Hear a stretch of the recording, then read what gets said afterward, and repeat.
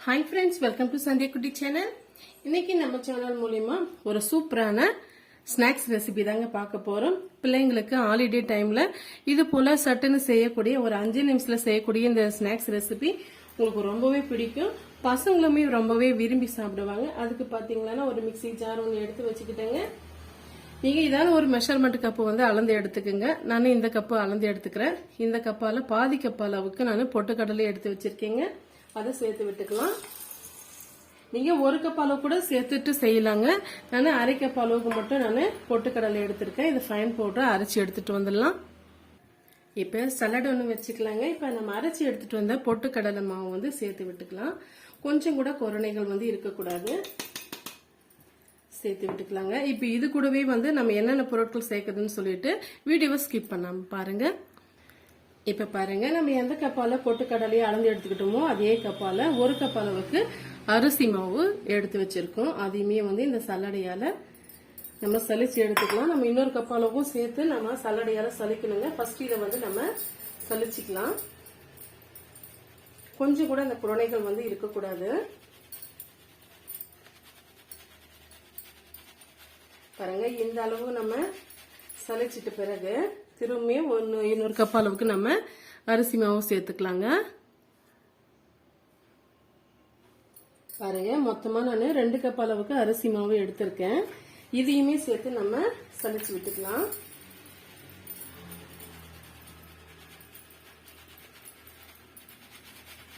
பாருங்க இந்த அளவுக்கு சலிச்ச பிறகு நம்ம இது கூடவே இன்னொரு பொருளும் வந்து சேர்க்கணுங்க இப்ப நம்ம அரை கப்பால போட்டு கடலை எடுத்துக்கிட்டீங்களா இப்ப அதே அரை கப் அளவுக்கு நம்ம கடலை மாவு எடுத்துக்கலாங்க நீங்க விருப்பப்பட்ட கடலை மாவு எடுத்துக்கலாம் அப்படி இல்லைன்னா ஒரு கப் அளவுக்கு பொட்டு கடலையை சேர்த்து அரைச்சிட்டு கூட சேர்த்துக்கலாங்க நான் அரை கப் அளவுக்கு பொட்டு கடலையும் அரை கப் அளவுக்கு கடலை மாவும் எடுத்திருக்கேன் இப்ப இதையுமே சேர்த்து கட்டிகள் இல்லாம இது போல நம்ம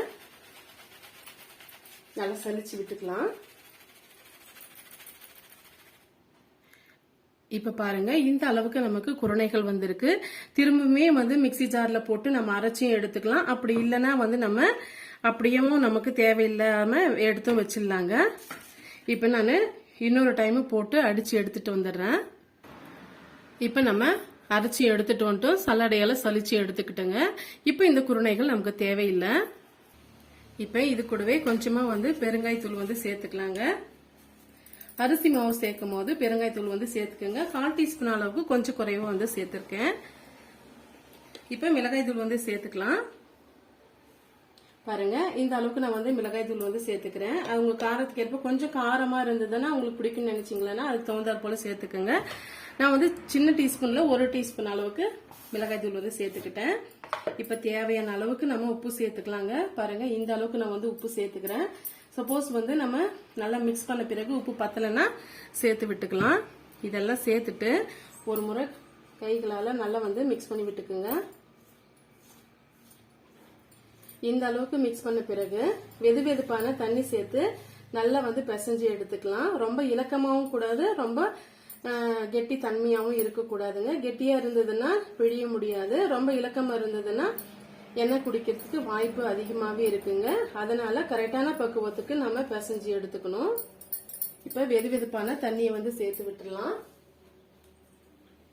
எடுத்த உடனே அதிகமான தண்ணி வந்து சேர்த்து விட்டுறாதீங்க ஒரு சில மாவு வந்து பாத்தீங்கன்னா குறைவான அளவுக்கே தண்ணி எடுத்துக்கும் அதனால கொஞ்சம் கொஞ்சமா தண்ணி சேர்த்து நம்ம மிக்ஸ் பண்ணி விட்டுக்கலாம் இப்ப பாருங்க இது கூடவே நான் ஒரு 1/4 டீஸ்பூன் அளவுக்கு மஞ்சள் தூள் வந்து சேர்த்துக்கிறேங்க இது நீங்க சேர்க்காம கூட செய்யலாம் இது எதுக்காக நான் சேர்க்கணும்னு பாத்தீங்கன்னா பாக்கிறதுக்கு அட்ராக்டிவா இருக்கும் பசங்களுக்கு விரும்பியும் சாப்பிடுவாங்க அதனாலதான் நான் சேர்த்துக்கிட்டேன் இப்ப கொஞ்சம் கொஞ்சமா நம்ம தண்ணி சேர்த்து ஃபர்ஸ்ட் கரண்டிகளால மிக்ஸ் பண்ணி விட்டுக்கலாங்க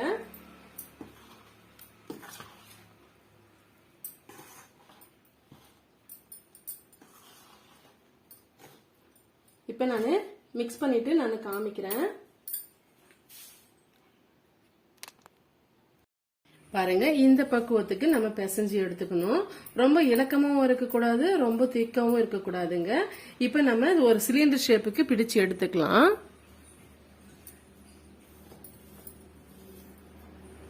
இப்ப கொஞ்சமா மாவு எடுத்து இது போல நீங்க திரட்டி பாருங்க இந்த பக்குவத்துக்கு இருக்கணும் இதுதான் வந்து கரெக்டான பக்குவம் இது போல சிலிண்டர் ஷேப்ல செய்து வச்சுக்கிட்டு நீங்க வந்து ஓமப்பொடியாவும் போட்டு எடுத்துக்கலாம். அப்படி இல்லைன்னு நீங்க முறுக்கு மாதிரியும் போட்டு எடுத்துக்கலாங்க. இப்ப நான் 2 விதமா நான் போட்டு எடுத்துக்க போறேன். நான் ஃபர்ஸ்ட் வந்து முறுக்கு மாதிரி தான் போட்டு எடுத்துக்க போறேங்க. இப்ப இந்த கொரகொரப்பா இருக்கிற பகுதி வந்து பின்பக்கமா வச்சு விட்டுருங்க. நைஸ் இருக்கிற பகுதி வந்து மேல் பக்கமா வச்சு விட்டுருங்க. இப்ப நம்ம முறுக்குழல்ல சேர்த்துக்கலாம். சேர்த்துட்டு இப்ப கொஞ்சமா வந்து மாவு ஒட்டி வராம இருக்கிறதுக்காக ஆயில் வந்து அப்ளை பண்ணிக்கலாங்க. இது போல ஆயில வந்து அப்ளை பண்ணிக்கலாம். பிழிஞ்சு வர்றதுக்கு நல்லா இருக்கும். இப்ப நம்ம செய்து வச்சிருக்க இந்த சிலிண்டர் ஷேப் இருக்கிற மாவு வந்து ஃபில் பண்ணி விட்டுக்கலாம். பாருங்க, இது போல ஃபில் பண்ணி விட்டுக்குங்க. இப்ப இது அப்படியே வந்து ஒரு மூடி போட்டு தனியா எடுத்து வச்சுக்கலாங்க. ஒவ்வொரு முறையும் நம்ம பிழிஞ்சு எடுக்கும் போது அப்படியே மூடி வச்சிட்டீங்கன்னா மாவு வந்து காஞ்சி வராம இருக்கும். இப்ப பாருங்க, அகலமான ஒரு கடாய் ஒண்ணு வச்சுக்கிட்டேங்க. கடலை எண்ணெய் நான் சேர்த்துக்கிட்டேன். கடலை எண்ணெய் அப்படி இல்லைன்னா ரீஃபைண்ட் ஆயில் எதுனாலும் நீங்க எடுத்துக்கலாம். இப்ப கொஞ்சமா வந்து மாவு வந்து அதுல போட்டு பார்க்கலாங்க.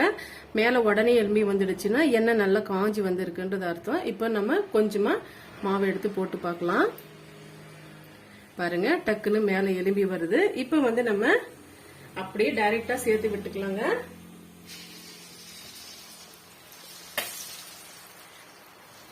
இப்ப இந்த ரெசிபிக்கு பாத்தீங்கன்னா நம்ம ரொம்பவே கஷ்டப்பட வேண்டிய அவசியமே இல்லைங்க. டக்குன்னு செய்யக்கூடிய ரெசிபி தான். ரொம்பவே கஷ்டப்படாம செய்யக்கூடிய ரெசிபி தாங்க நம்ம இப்போ பாத்துட்டு இருக்கோம். பசங்க கேட்டாங்கன்னா ரொம்பவே நம்ம அழுத்துக்காம ஈஸியா செய்து கொடுத்துடலாம். பாருங்க, ஹை ஃபிளேம்ல தான் இருக்கணும். மீடியமான ஃபிளேம்ல வச்சோம்னா எண்ணெய் குடிக்கிறதுக்கு வாய்ப்பு இருக்கு. ஹை ஃபிளேம்ல வச்சுட்டு ஒரு 2 நிமிஷம் கழிச்சு நம்ம திருப்பி விட்டுக்கலாங்க.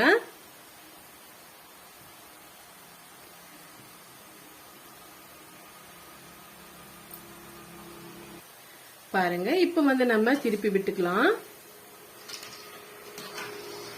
பாருங்க, சூப்பராவே காரா சேவ் மாதிரி எவ்வளவு உதிரி உதிரியா எவ்வளவு பக்காவா வந்திருக்குன்ட்டு, கலருமே நம்மளுக்கு எவ்வளவு நல்லா இருக்குன்ட்டு பாருங்க. இப்ப இந்த சலசலப்பெல்லாம் அடங்கட்டும், நம்ம எடுத்துக்கலாம். இடையிடையே வந்து திருப்பியும் விட்டுக்குங்க.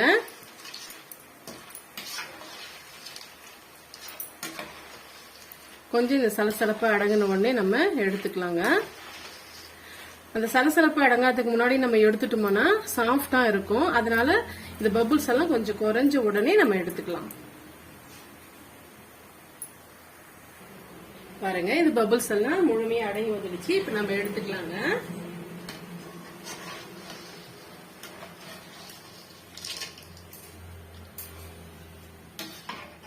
ரொம்பவே அருமையா இருக்குங்க. பசங்க ரொம்பவே விரும்பி சாப்பிடுவாங்க. நம்ம மாவு அரைச்சி கஷ்டப்பட்டு நம்ம செய்து தர வேண்டிய அவசியமே இல்லைங்க. பொட்டுக்கடலை இருந்தா போதுங்க. டக்குன்னு அரிசி மாவு சேர்த்து இது போல நீங்க செய்து கொடுங்க.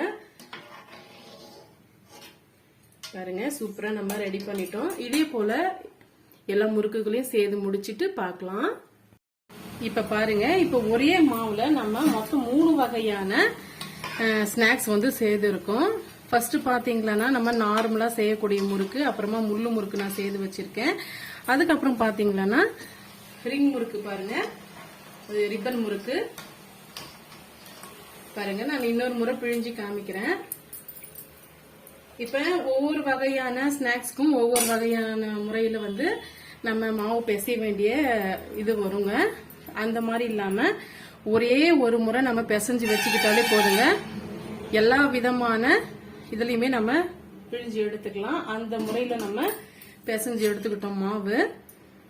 இப்ப ஒவ்வொரு முறையும் நம்ம பொரிச்சு எடுக்கும் போது 1 நிமிஷம் கழிச்சு தான் நம்ம வந்து திரும்பவும் மாவு சேர்த்து நல்லா பிழிஞ்சு விடுவோங்க. இப்ப வந்து திரும்பவும் பாருங்க, நான் ரிப்பன் முறுக்கு நான் செய்து காமிக்கிறேன்.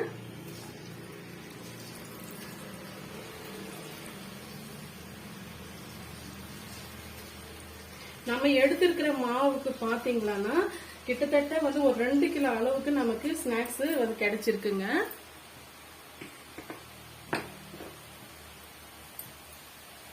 பாருங்க, இது முழுமையா நல்லா வந்து பொரிஞ்சு வரட்டும். பொரிஞ்சு வந்த பிறகு நான் ஃபைனலா ஃபிளேவருக்காக கருவேப்பிலையை சேர்த்துட்டு நான் காமிக்கிறேன்.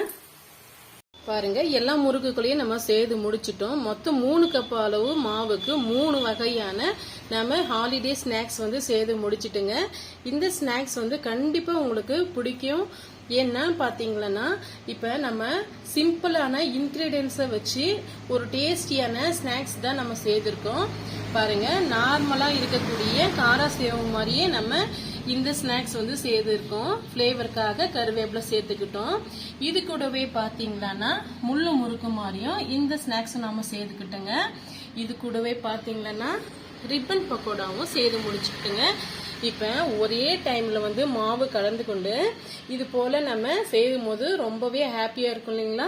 இது மாதிரி நீங்களும் ஒரு முறை நீங்க ட்ரை பண்ணி பாருங்க.